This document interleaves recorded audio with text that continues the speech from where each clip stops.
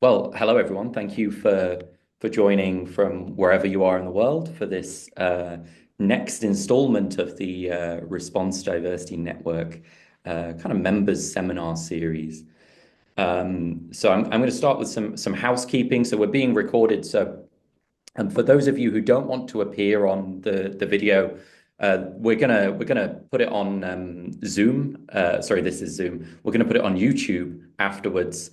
So if you don't want to appear on the eventual YouTube footage, you can ask any questions that you have in the chat, and I can read them out to Frederik at the end. Or you can just, at the end, put up your hand and unmute yourselves and appear on the either by voice or by video as well. Um, so yeah, speaking of the YouTube, there are already something like 15 talks up there, two from our online editions via Zoom and 10 or so, 11, 12 in person from when we had a workshop here in Okinawa a couple of, well, it was about 1 year ago, just over a year ago now. So lots of great talks up there. So please do check those out if you're interested in all kinds of things to do with response diversity and related things. We're also still looking for speakers. I mean, it's once a month, so we're planning relatively far ahead. We're taking a little bit of a summer break to accommodate folks who do field work and go to conferences and things over the summer. But we've got two more talks lined up for the next 2 months. Then we'll take a break, and then I believe we're coming back in. I think it's late September, if I've got that right. But anyone who's willing to kind of volunteer themselves for the kind of winter season and into next year would be great as well. No hurry. Just feel free to get in touch with me or anyone else in the steering committee. And that makes me realize I haven't introduced myself. Hello, I'm Sam Ross. I'm a staff scientist here I'm at the Okinawa Institute of Science and Technology, which is in Japan. And I'm one of the members of the steering committee of the Response Diversity Network. So to those of you I've not kind of seen before, nice to virtually meet you. And the goal of this seminar series is to kind of showcase the diverse membership of the network. So it's a chance for us all to get to know each other a little bit better, to kind of find out a bit about what everyone is doing so that hopefully natural kind of connections and possible collaborations can form that way. So these seminars are not meant to be necessarily, they don't have to be about response diversity. It can be more broadly about whatever interests you, what you're working on, your research program more broadly. And the idea is to introduce our members. So without further ado, I'm going to introduce our speaker, which is Professor Frederik De Laender from the University of Namur, which is in Belgium. He's a professor at the Institute for Life, Earth and the Environment and head of the Lab of Environmental Change and Community Ecology in Namur. And Frederik's both an impressive theoretician and also a very strong experimentalist. And he does what I would describe as theory-informed experiments and experimentally relevant theory, which I think is a really nice combination. And some of that I believe has been in kind of microbial systems and also some kind of mesocosmy work as well. And Frederik has broad interests in kind of coexistence and stability, functioning, multivariate environmental change, and eco-evolutionary feedback. So without any more kind of chatter on my end, I'm going to hand over to Frederik. So Frederik, if you want to share your screen and begin your presentation, that'd be great. Thank you. Yes, thank you very much, Sam. So obviously you've set the bar way too high. So thanks for this very nice introduction. So yeah, the title is Environmental Change Research a Mess. Is a bit provocative, but is actually inspired by the classic paper by Lawton in the 90s, stating that community ecology as a whole would be a mess. Why? Because, well, there's many moving parts. We have species, we have different kinds of habitats, we have different kinds of environmental variables, and all of those things seem to interact in context-dependent ways, making the response to any question you would ask basically starting with "it depends." Um, Everything's really case specific. There appears to be no general law on whatsoever. Um, and therefore, I wondered, is this true for environmental change research as well? Um, and to make this a useful question, I probably need to make this a bit more tangible and rephrase it. And what I would like to rephrase it as is, do we need specific information to predict environmental change effects on communities? What do I mean by that? By specific information, what do we need, for example, detailed taxonomical information on the different species that are members of our community? Do we need specific information on their traits such that we can predict how fast they grow, how fast they reproduce, etc.? Do we need specific information on their individual tolerances? So to what extent they can resist, for example, a heat wave?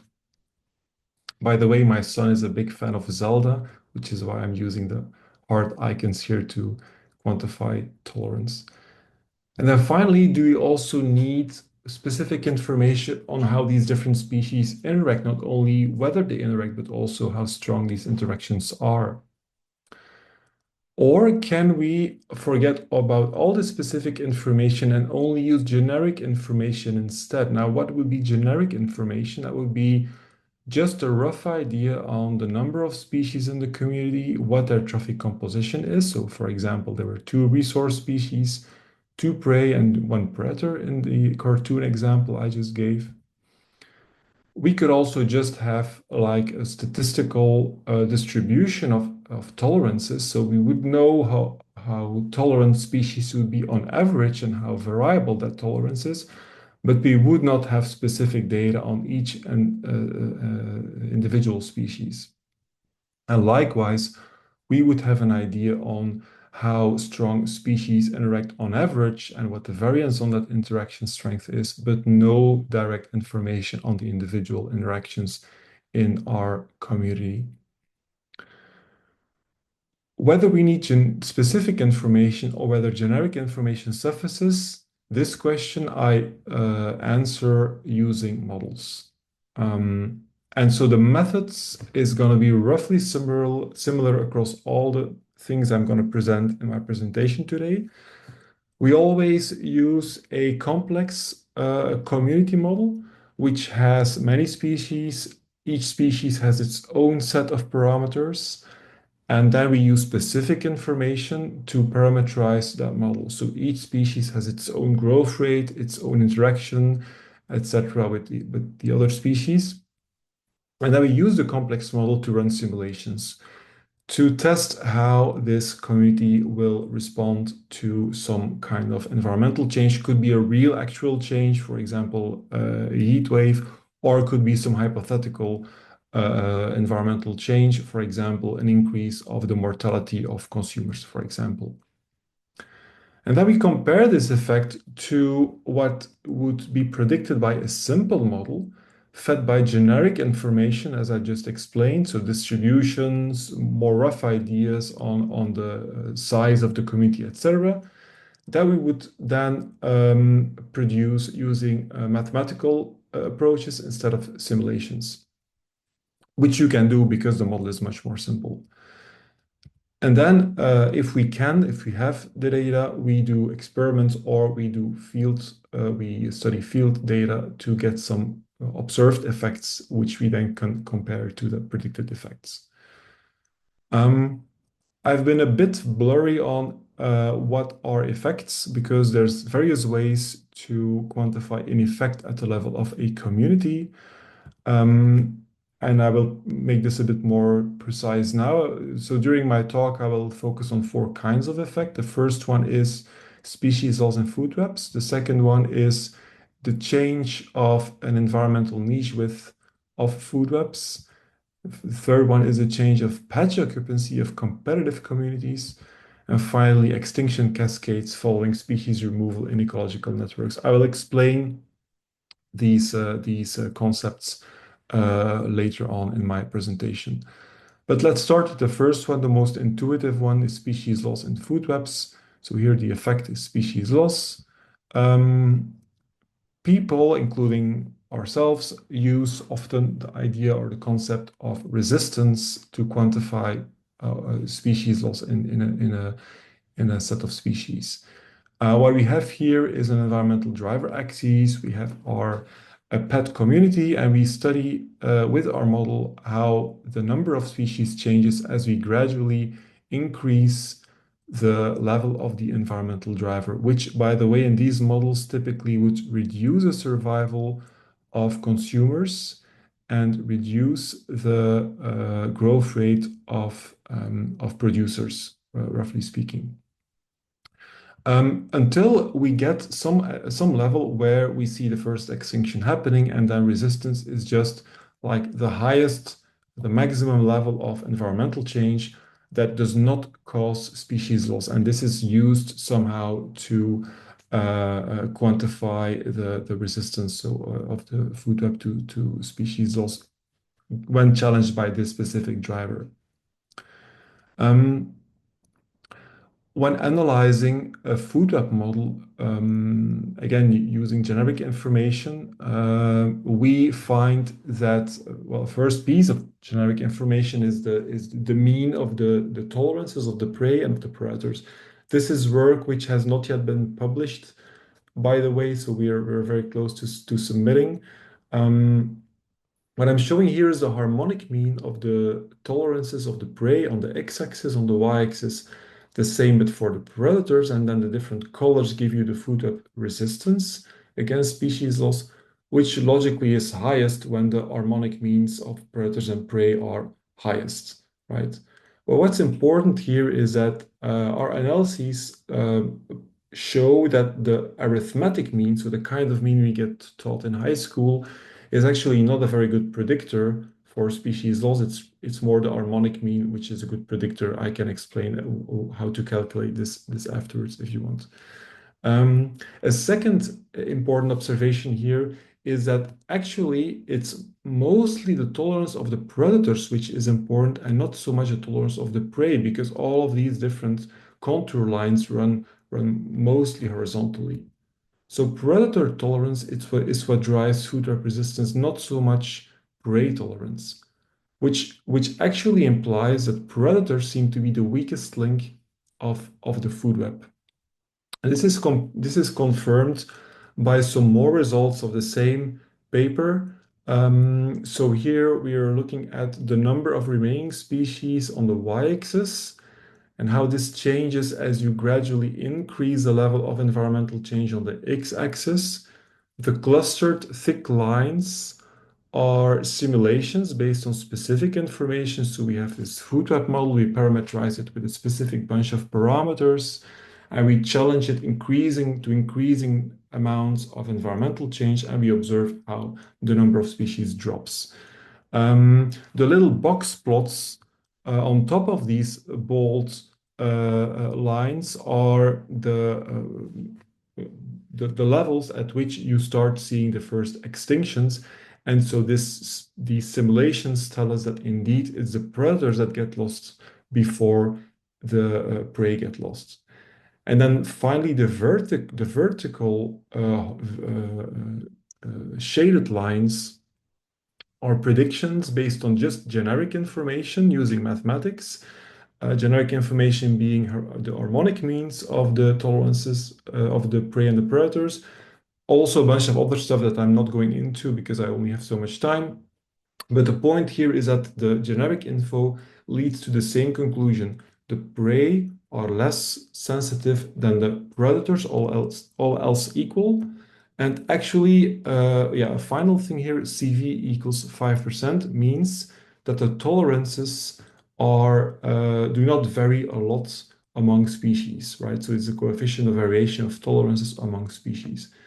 So then we've actually expanded this kind of exercise to other amounts of variation across the tolerances, and both for generalist predators as for specialist predators. And for all of these cases, we always observe that, of course, there's changes in the quantitative results of especially of these simulation results, but the conclusion is always the same: predators are the weakest link in the food web.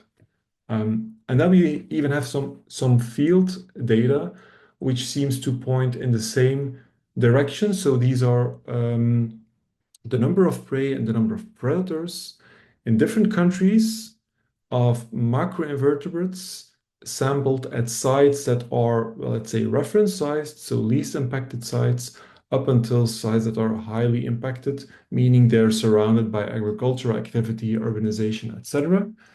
And there we see that in none of these three countries actually there seems to be any effect. Well, there's no statistically significant effect, I should say, of this degree of human activity on the number of prey. While here, for the number of predators, there is a statistically significant effect of the degree of anthropogenic activity on the number of predators. So also seeming to confirm that that the predators are the weakest link in the food web. A second thing of interest that we've obtained is that food webs with many prey seem to be less resistant. So again, this is coming out of the analysis of a simple model, where on the x-axis we have the number of prey, on the y-axis we have the number of predators, and then the different colors give us the food web resistance. So the number of predators is not very important, but the number of prey clearly is, because if you have many prey, then food web resistance is lowest, as indicated by this dark color here. Why would this be? Because it sounds a bit counterintuitive. The explanation is as follows, and I'm cutting a few corners, but this is what it basically comes down to. Many prey that compete make for a stronger competition among prey species, and therefore a lower density, lower biomass per prey species, meaning less food available for predators, making them more vulnerable to extinction by an environmental change driver that reduces their survival, because there's less to compensate the reduced survival by, basically, because there's less food. This is coming out of our simple model. What happens when we now use a complex model? This is a model, or I should say several models, for 6 typical assemblages that one would find across streams in Europe. So we have different categories. So going from large, lowland siliceous all the way to high altitude systems. And we've parameterized them with trait data for actually observed species in monitoring data sets, and also with toxicological data about their sensitivity to 3 common pollutants, going from a herbicide to a metal to a insecticide. And we indeed recover the result from the simple model, namely that the food webs that have more prey seem to be less resistant. Obviously, there's a bit of scatter around this relationship because, there's many other factors that also differ between these 6 different communities, but we found that the relationship is quite good. So to be very concrete, this means that, for example, the large mid-altitude community is among the most sensitive because it contains many prey, which I think is interesting also from a purely applied perspective. Right, let's move on to our second kind of effect, which is the change of the environmental niche width of a community. What does that mean, the environmental niche width of a community? Well, let's consider an example. We have our pet community and we observe that it is present in a given environment, which could be characterized by having a high irradiance, oligotrophic nutrient status, warm conditions, and so on and so forth. We then go to a different habitat, environment 2, which has a different irradiance than in environment 1, and lacks the sheep species, right? So the community, our focal community, is actually not present there anymore because there's one member missing. We then go to a third environment which again has different parameters in terms of environmental conditions, but again has our 5 focal species. A fourth one would have, again, the same 5 species. So based on those data, we would conclude that the environmental niche is basically the ensemble of the different environmental conditions in which you would find back all 5 community members. And then the question we're asking, how does the environmental niche width change when you subject this community to an environmental driver, right? That is kind of superimposed over all these site-to-site variations of environmental conditions. We found that actually there's 2 things that matter. First thing is is a sum of mean responses, which I'm calling delta here. Delta is nothing but the mean response of resource growth plus the mean response of consumer survival plus the mean response of the consumption rate of the consumers. And this is for a system of 2 traffic levels only. There's a similar rule if there's 3 traffic levels, but it's a bit more involved, so I'm not showing it here. And so this delta would be positive for an environmental driver that boosts production, for example, because it would make resource grow better, it would make consumer survival better, and it would also make them consume more. In contrast, delta would be negative for something like, for example, a pollutant, because it depresses growth, it reduces survival, and it makes species consume less well.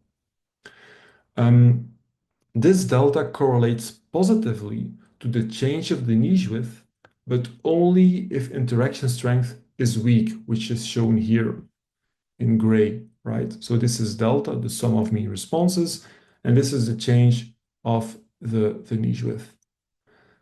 If the interactions are strong, then the correlation is negative. Then it means that environmental drivers that depress the activity of the species would actually tend to increase their environmental niche width, while the opposite happens for those drivers that boost activity.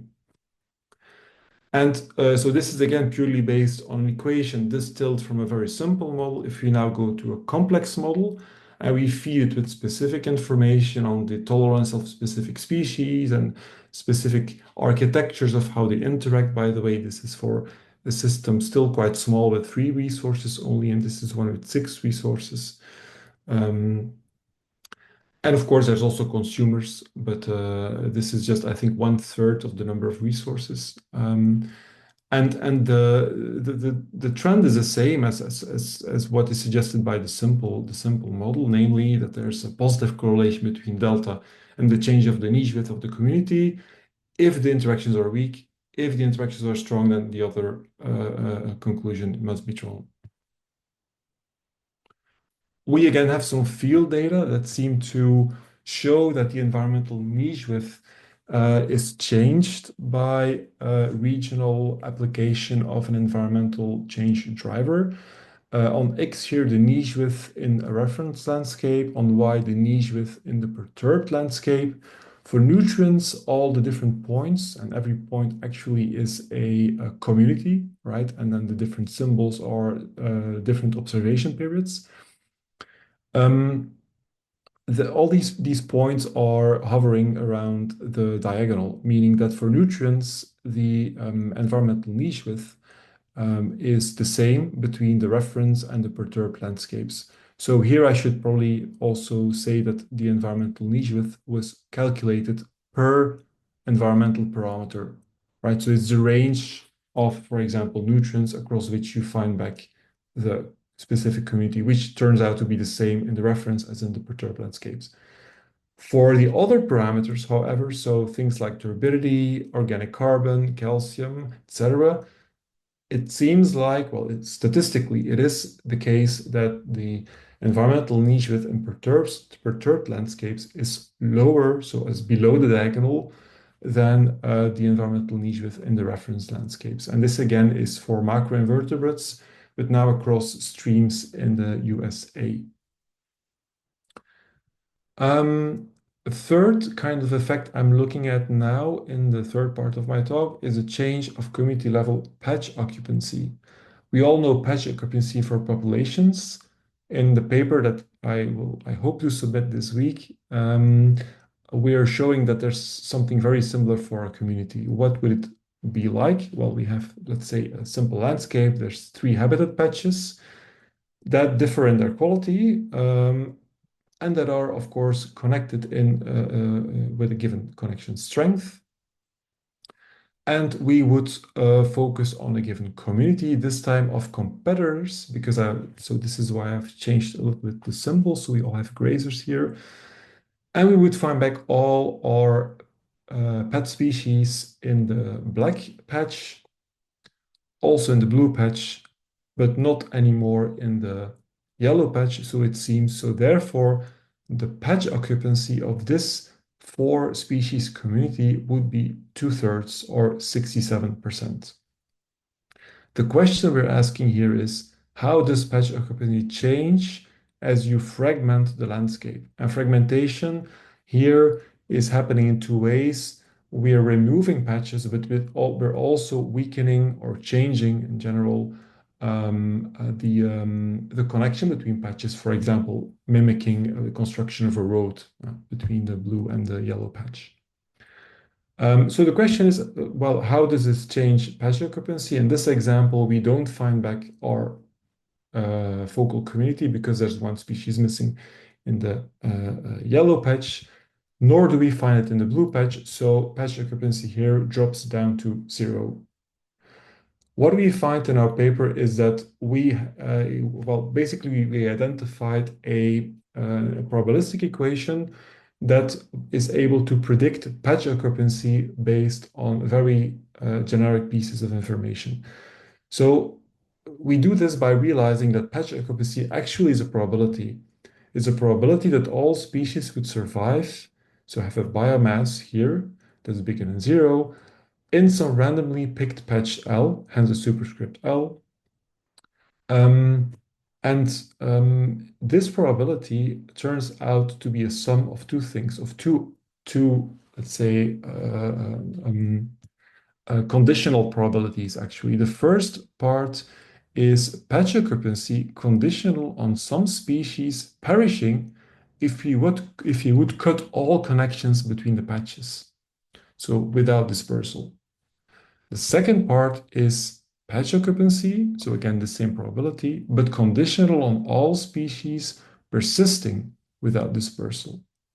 Now, the second part actually turns out to be identical to the environmental niche width I just presented in the previous project. So this means we can use all analytical results of that project to come up with an equation for that part of this particular equation.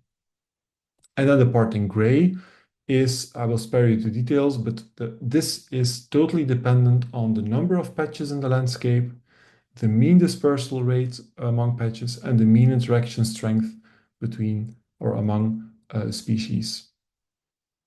And this looks, the result of this equation looks like the background colored results. So we have here on x-axis the dispersal rate. On the y-axis, we have the number of patches P. And so the background is the prediction by the equation I've just shown. And then the dots are results from simulations with an explicit meta-community model. And the filling of the dots is the measured patch occupancy measured from the simulation model. And so you see that the congruence between the two is really very nice, even though the background is really just based on generic pieces of information, while the dots are based on specific information. And apart from this matching quite well, what is also important is that the consequences seem to be, and this is true for both the complex and the simple model, the consequences of fragmentation always are negative. So if the dispersal rate reduces or the number of patches reduces, then we always get a lower patch occupancy. And and so this conclusion, I'm only showing here the cases for two interaction strengths, by the way. This is a weak interaction. This is strong interaction strength.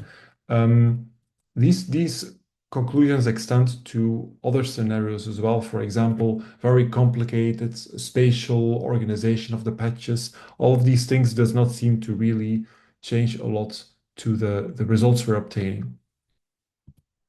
And to yeah, to see if this actually also holds in nature, so whether the fragmentation is always having negative or neutral effects, but if there is an effect, it's negative.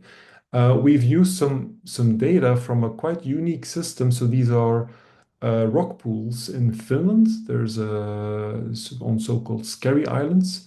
Um, and so they contain definites, and they either contain definite pairs or they contain monoculture of so a single species of definite, because definites are known to compete quite intensely because essentially they eat roughly the same things. Um, and well, these are 40 years of definite counts. And what we've done is we've checked whether pools that are more isolated would contain less often species pairs, which is what we would expect based on the model. And actually, this is what we find, because here on the x-axis is the number of pools by which a pool would be surrounded, right? So if a pool is surrounded by few pools, by few other pools, well, it's isolated, and it would be on the right-hand side of the graph, because I've inversed the graph here. And on the y-axis, we have the proportion of clusters that have pairs. The proportion of, sorry, of pools that have pairs. So the probability to contain a pair just drops as you become more isolated. And this holds for both sampling occasions, because these pools were sampled in both spring and summer. And so this distance here just means that we've counted pools in a distance of 100 meters around a given focal pool. But you can change this distance and you will get exactly the same result. Okay, now off to the final part of my talk, which is considering extinction cascades in networks as an effect. Secondary extinctions are really what fuel these cascades. Let me explain. Well, of course, you know what it is, but to set our minds straight, so we have an environmental driver here, which is just a random removal of species. So we are like removing manually a species out of the network, and we're observing how does this actually lead to, in this case, a secondary extinction. Why does the sheep go extinct? Because simply its food is not available anymore. And because it goes extinct, also all the links associated with the secondarily extinct species would also be lost. And so this process of gradually decomposing a network, losing species secondarily, and then also all the links that go with them, is quantified by this relationship, which is between the number of links and the number of species. So each of these, you can almost not see them, but it's very thin gray lines, and all of these gray lines are potential random extinction cascades in a given very large network of more than 150 species. And then the black line is like some kind of mean situation, if you want. And this is what I'm talking about when I'm talking about the LS relationship.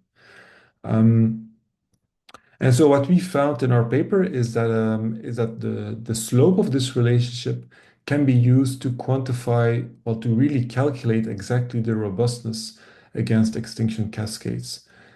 So the slope of this relationship is B, and this is what you're looking at here. So in the slide, and R is our robustness. B is a very generic piece of information, right? It's the slope of the LS relationship. And the only other parameter we need is Z. And Z is the fraction of basal species in the network. A basal species could be a bacteria, could be a primary producer. And what we're showing here is this equation in action. So the different lines are the equation. The different dots are data from empirical networks where we have done in silico decompositions of the network and measured to what extent so they fall apart basically as you remove species. And based on their B, looked at what the robustness is and the correspondence between the robustness predicted by this simple formula and the robustness we find with in silico decomposition is, I think, quite good, especially given the case, well, that these are that we really only use two parameters to make these predictions. What we also found was that this B parameter, so the slope of the LS relationship, also predicts local stability. Why? Because B is linked to connectance. A higher B means that the network is better connected. If it's better connected, then its local stability will typically be weaker. And this is just a classical result by Bob May and then the stuff that Stefano Alessina did after that. So basically, to summarize, B predicts both robustness and local stability. And it does so in opposite ways. So if B is elevated, then the connectance is high, which reduces the risk to have secondary extinctions, so therefore a bigger robustness, but which transmits perturbations much better, which actually worsens local stability, makes it weaker.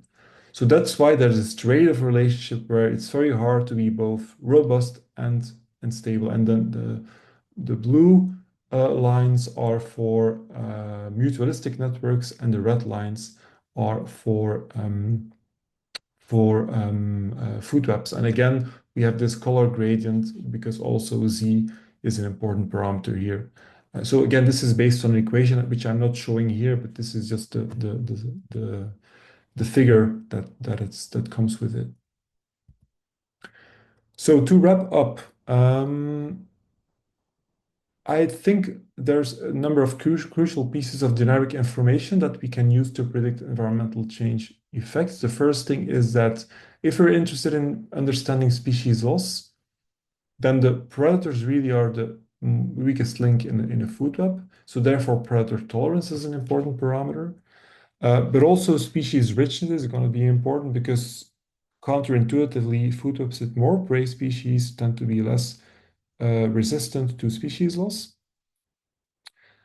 Then for environmental niche width, it's mostly mean responses across species that counts, but also mean interaction strength, because if it's weak or strong, will qualitatively change how the mean responses affect environmental niche width. And then fragmentation is always has negative influences. Well, if it has a consequence, then it's negative, I should say. And then finally, for extinction cascades, it's the slope of the LS relationship which predicts the robustness of the network to these cascades. And then to add my talk, just a few implications of these things. The first implication is that, well, we need obviously different pieces of generic information depending on the kind of effect that we're looking at. So there's not really a silver bullet. We really need to be precise on what kind of effect we are looking at. The second thing is, well, what makes you stronger can also make you weaker. So this is about the results on connectance, right? Where being very well connected is good to avoid secondary extinction, so it makes you robust. But at the same time, it also makes local stability weaker because the perturbations of density get transmitted better. And then third, what I would like to make clear also is that what I'm presenting is not at all a plea to replace complex models by simple rules of thumb, but rather to maybe use these more generic results to, at the more coarse level, identify what are problematic drivers and why, and or what are particularly vulnerable ecosystems. And so with this, I would like to thank the many co-authors, and I'm hoping I'm not forgetting people. These are, I think, the ones that came to mind first. And I'm open for any question. Thanks. Okay, thank you so much, Frederik. That was yeah, really fantastic talk. Really, really enjoyed that. Thank you. There are plenty of times. Yeah, how do I do a little? I want to do a little reaction. I don't know how to do that anymore, but it's a clap anyway. Um, yeah, there's plenty of time for questions. As I said before, you can write them in the chat and I will read them out to Frederik, or you can put up your hand and just unmute yourself and ask questions directly. So maybe I will just start with a quick clarification on the third part about patch occupancy. Um, My understanding of that, you may correct me, is that that's not considering turnover, right? So you're talking about a specific set of species and how that set of species is found. And I wondered if you'd thought about how turnover might fit into that picture at all about patch occupancy, or whether it's not compatible with the kind of framework that you were thinking about there. You mean turnover, as in you would only be interested in the fraction of patches occupied by four species and not necessarily by the four same species, right? Yeah, Or something like that. So yeah, I was thinking more like, yes, exactly. You can have species losses, but you can also have species gains, right? Of yeah, maybe yeah, other yeah. species. That's that would be an interesting extension of what we're working on. You could definitely ask to what well to what extent um, to what extent a given species richness occupies a given fraction of the patches. Definitely, this is possible. Um, I would need to look into detail on the well technical implications of that. Um, but yeah, it's a great suggestion. Thanks. Thanks. Questions from other folks out there? Mike, go ahead. Hi, Frederick. Yeah, thanks. That's a lot of really interesting information uh, to get our heads around there. But thanks for a great talk. Um, I wonder if we can go back to your comment about high school level maths and harmonic means and uh, other means, because I can just about remember what a harmonic mean is, but I'm not sure I can get my head around how differently it behaves to an arithmetic mean and how that relates to your interpretation of the kind of effects in the species loss example at the beginning. So, is there any chance you could walk us through that and maybe give a little description, which you kindly offered to do in the talk? Um, just because there's some interesting behaviors of that kind of nonlinear contour relationship that I wasn't able to get my head around Because you during the want me to talk. share the slides of Yeah, that particular if you one, wouldn't right? mind. Yeah, of course, of course. So it's in this at the start of the presentation. So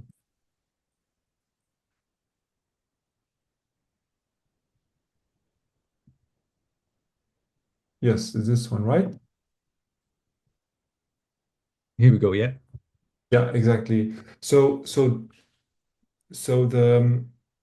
this graph tells us how the food web resistance is going to be as a function of the tolerances of the prey and the predators. It's just that Yeah. these are mean tolerances. It's just that it's not the arithmetic mean, but the Yeah. harmonic mean, which is you take the tolerance of each species, you invert it, and then you make the mean of the Hmm. inverses, and that mean Yeah. you put to the -1. So and then you get the harmonic mean. Yeah. The reason why it's an harmonic mean and not an arithmetic mean is basically yeah, because it rolls out of the equations. When we do the analysis, then we are looking at the maximum level of environmental change not leading to an extinction, which we can write down as an equation, and then yeah, the derivations just make it such that it's an harmonic mean and not an arithmetic mean. It was not by it was not an objective actually to make it an harmonic mean. It's really just a result, an inevitable result of the analyses. And so it shows us that food webs are more resistant, like up here, right? Yeah. Where the prey are on average more tolerant and the predators are on average more tolerant too. And so the reason why the predators are most important here is because, well, all these lines are mostly horizontal. So if you would take a given, just a given fixed tolerance of the prey, so here, take it at one, it would be a big influence of what is the harmonic mean of the predator tolerance. But if you conversely take, for example, this as a fixed mean tolerance of the predators, and you would draw a horizontal line here, then, well, the mean tolerance of the prey would not play a big role, right? Because you would always have roughly the same food web tolerance or food Yeah. web resistance. Yeah. And if you, I mean, the thing I can't easily get my head around here is what a harmonic mean tolerance of 0.1 means. Okay, I see. Or one, but if you shift your either axes to the left or to the right, um, I think you could kind of duplicate that interpretation, right? So if you go down to 0.01 on Mhm. the x-axis, then you'll start to see all of those contours pointing up the way as well. And you could make the same argument then that if you looked at that part of the face space, then it looks very much like there's not a big effect um, of prey tolerance versus and you are getting a big effect, a big change.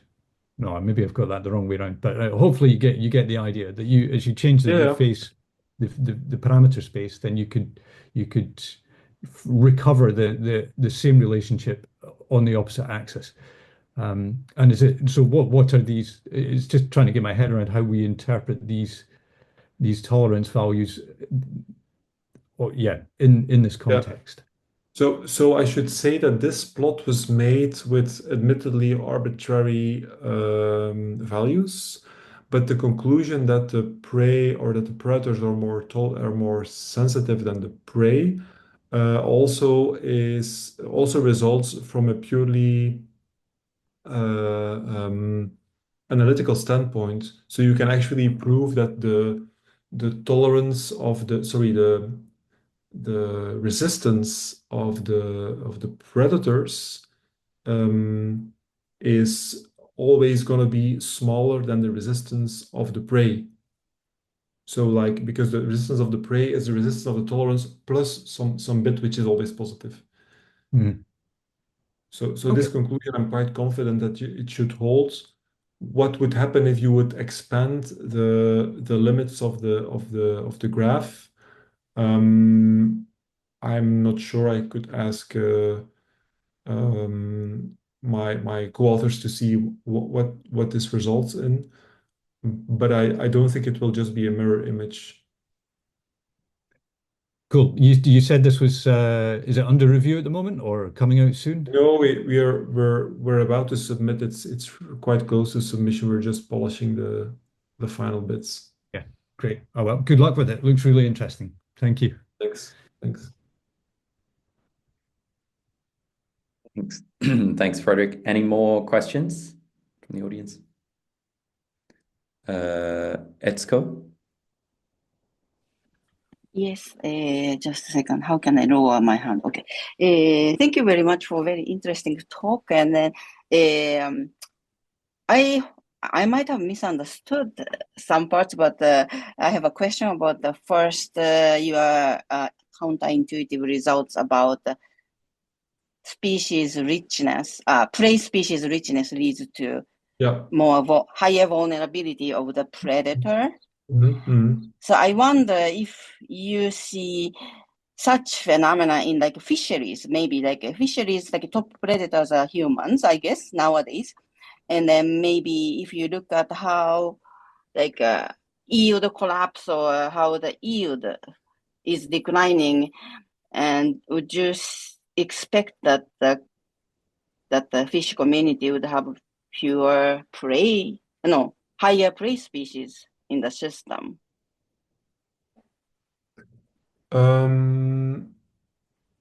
Let's see. The thing is that having more Mm, prey makes the food web less resistant, yeah, but okay. but it's less Yes. resistant to the mm, Yeah, okay. So there are two to the sides of the same coin, like well positive and negative parts. Okay. Yeah. well what no no what I mean is that having more prey makes the food web uh, um, less resistant to the loss of species, and that species will be almost always first a predator. So Mm-hmm. having more prey does not mean that the prey are more rapidly lost, but that the predators are more quickly lost. Yeah, that's what I mean. So the Okay. yield, humans are like predators, taking up productivity from the ecosystem. It's like a predator, and okay, humans haven't gone extinct yet. But so the energy intake by humans, so it's like a fishery yield. Mhm. Do you think if you look at the data, you would expect that fishery yield might be declining more from the system that have more prey species? I'm not sure because in this context we Yeah, are reducing the survival of the predators. So yes, it would correspond to a case where humans would have lower survival for one reason or the other yes, and be less resistant to that when there's many prey. So yes. So like the fishery yield, like how much fishers get, uh, yeah. may decline more, or even the fishery collapses if there are more prey species in the system, in the ecosystem. You would Mhm. predict that? I'm not sure. I'm not sure if this is what we would predict. Again, it's really about having multiple predators um, and Mm. them being lost quicker when they're quicker, as in at lower levels of environmental change when there's many prey.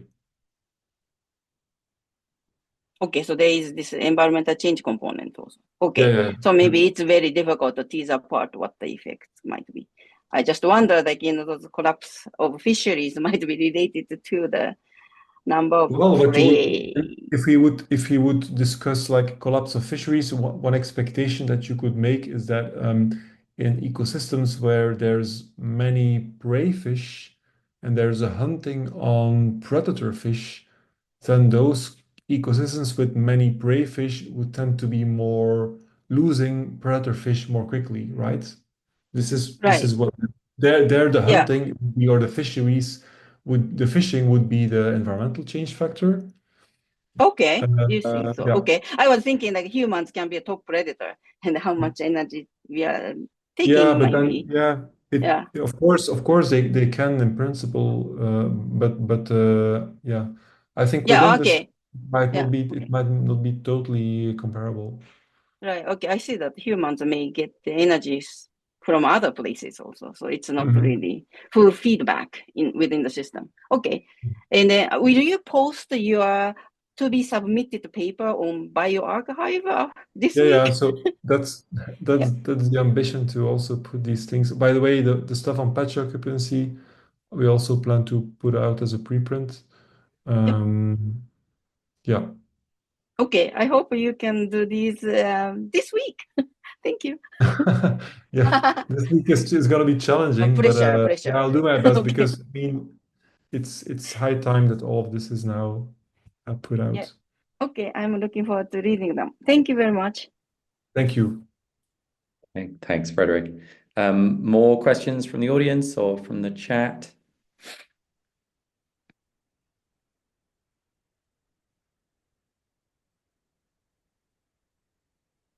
If not, then we are just about at the hour anyway. Last chance for questions?